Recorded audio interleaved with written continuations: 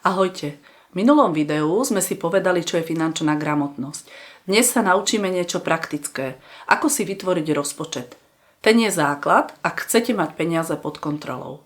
Rozpočet je plán, ako budete používať svoje peniaze. Pomáha vám vedieť, koľko môžete minúť a koľko si odložiť. Bez rozpočtu ľahko miniete viac, než máte. 3 kroky k rozpočtu.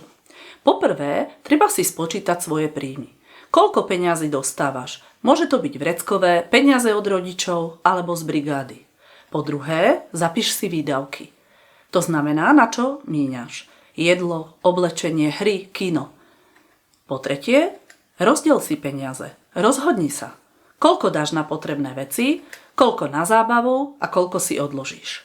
Čiže napríklad 50% sa rozhodneš dávať na potrebné veci, 30% na zábavu a 20% na úspory. Čiže, konkrétne, máš 20 eur vreckové. Podľa pravidla 50, 30 a 20 ti 10 eur dáš na potrebné veci. 6 eur na zábavu a 4 eur si odložíš. Ak chceš niečo drahšie, napríklad nový mobil, odkladaj si pravidelne. Malé úspory sa časom zmenia na veľké. Rozpočet si môžeš písať do zošita alebo použiť aj aplikáciu v mobile. Skús si dnes vytvoriť svoj prvý rozpočet. V ďalšom videu sa pozrieme na to, prečo je dôležité sporiť.